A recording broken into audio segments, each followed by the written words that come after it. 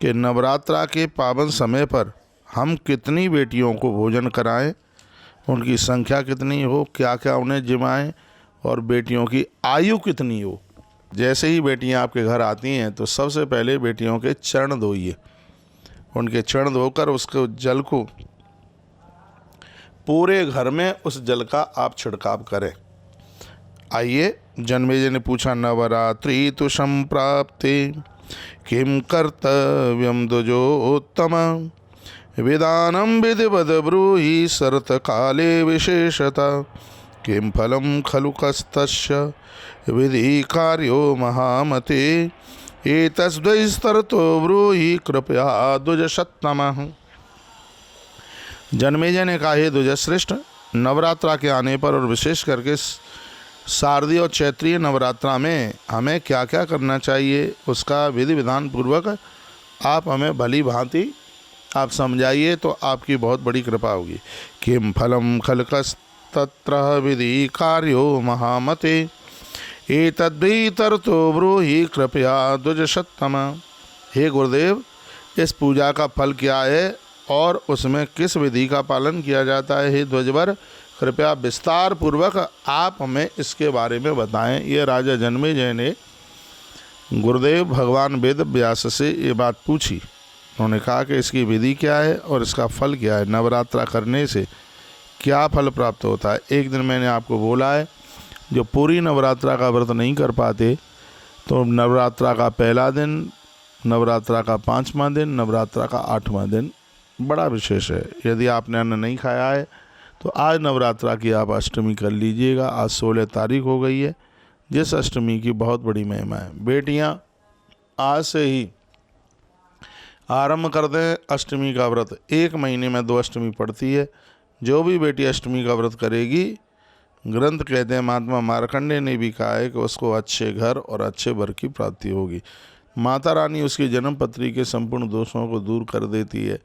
यह है माँ की बहुत बड़ी कृपा, और मैं शास्त्रोक्त पद्धति से ही आपके बीच में यह निवेदन कर रहा हूँ।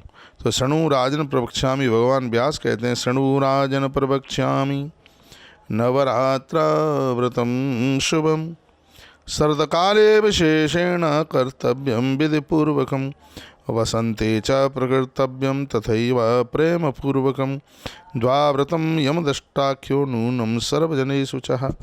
भगवान वेदव्यास कहते हैं, हे राजन, अब मैं पवित्र नवरात्रा के विषय में बता रहा हूँ, सुनिए। शरदकाल और वसंत यानी चैत्र की नवरात्रा विशेष करके बहुत ही ज़्यादा विशेष मानी गई है।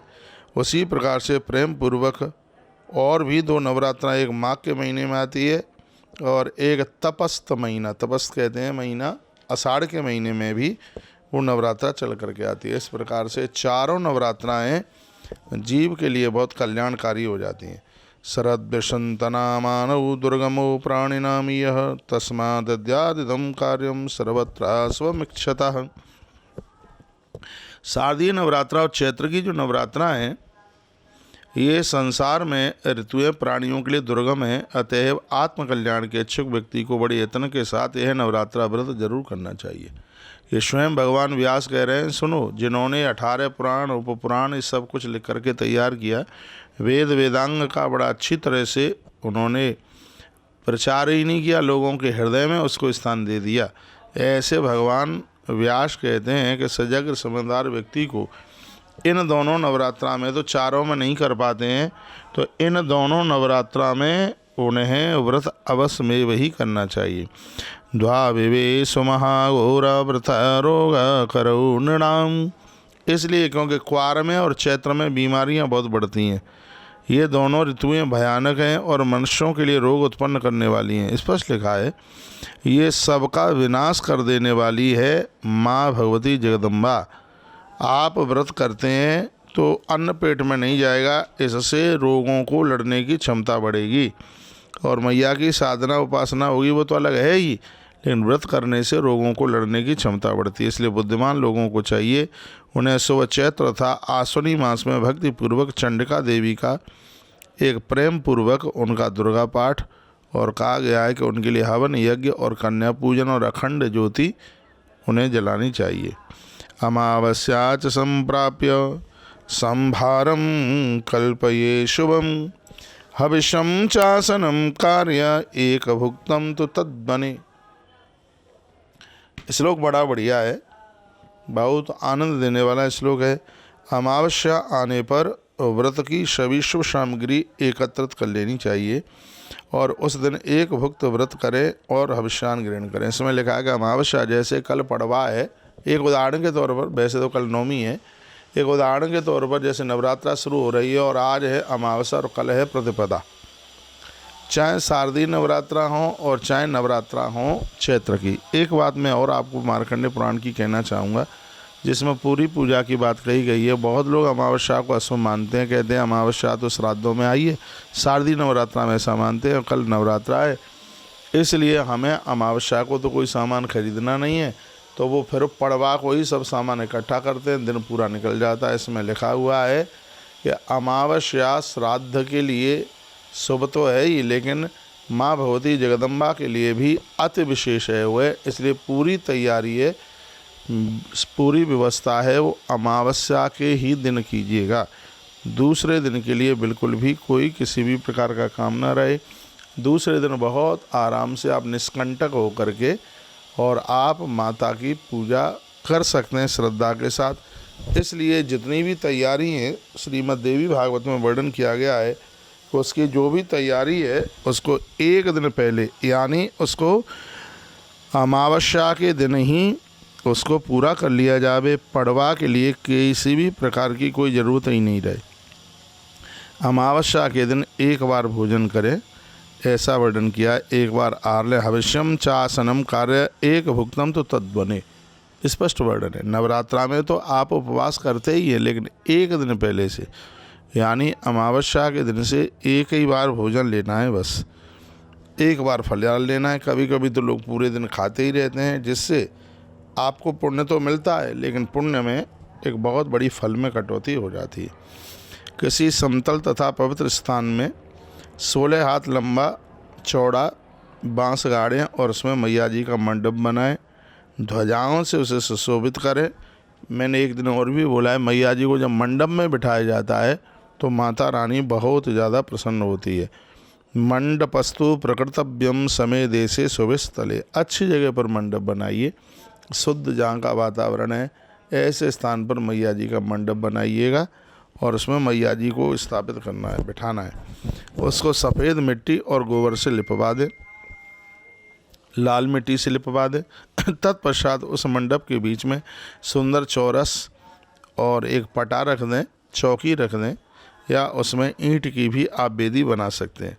वह वेदी 4 हाथ लंबी, 4 ही हाथ चौड़ी ये होनी चाहिए। पीठ के लिए उत्तम स्थान का निर्माण करें तथा विविध रंगों के तोरण लटकाएं और उसके ऊपर चांदनी लगा दें। रात्रि में देवी का तत्व जानने वाले सदाचारी, संयमी और वेदांगों के पारंगत विद्वान ब्राह्मणों को आमंत्रित करके प्रतिपदा के दिन प्रातःकाल नदी, तड़ाग, बावली, कुआं अथवा घर पर ही विधिवत स्नान करें। यदि कहीं बाहर व्यवस्था नहीं बन रही है तो घर पर ही आप स्नान कर लें। प्रतिपदा दिवसे कार्यम प्रातः स्नानम विधानतः नद्या नदे तड़ागे वाप्याम कूपे गृहे अथवा। यदि कुआं, तालाब, नदियाँ, सरोवर कुछ मिल नहीं रहा है तो अपने घर पर ही आप भोर में जल्दी सूर्य निकलने से पहले पड़वा के दिन आप स्नान कर लें, आप नहा लें। फिर लिखा है प्रातः नित्यम पुरः कृत्वा द्वयानां वर्णम तथा अर्घपादादिकम सर्वम कर्तव्यम मदपूर्वकम। रात्रि में देवी माँ के तत्व को जानने वाले सदाचारी, संयमी और वेदांग के पारंगत विद्वान ब्राह्मणों को आमंत्रित करके प्रतिपदा के दिन प्रातःकाल करते हुए और रात्रि में उस दिन भी जागरण हो जाए, कीर्तन हो जाए आदि रात्रि तक पड़वा के दिन, तो इसको विशेष माना गया। प्रातः काल के समय नित्य कर्म करके ब्राह्मणों का वर्ण जरूर करें, उन्हें कपड़ा लत्ता दें, मधुपर्क दें, उनके माथे पर चंदन, रोली, तिलक, हाथ में दाहिने हाथ में कलावा बांधकर चरण छू करके उनका आशीर्वाद लें, ऐसा वर्णन किया गया। प्रातः नित्यम प्रकृत्वा द्विजानां वर्णम तथा। ब्राह्मण के मुख से एक पाठ सुना जाता है, वो 9 पाठ के बराबर हो जाता है। इसको एक बार फिर सुन लीजिएगा। आप खुद पाठ करते हैं, अच्छी बात है, करना भी चाहिए, लेकिन उसका 1 गुना फल है। लेकिन ब्राह्मण के मुख से किया गया 1 पाठ सीधे नवचंडी के बराबर है, 9 पाठ के बराबर है। यह इसकी बहुत बड़ी महिमा है।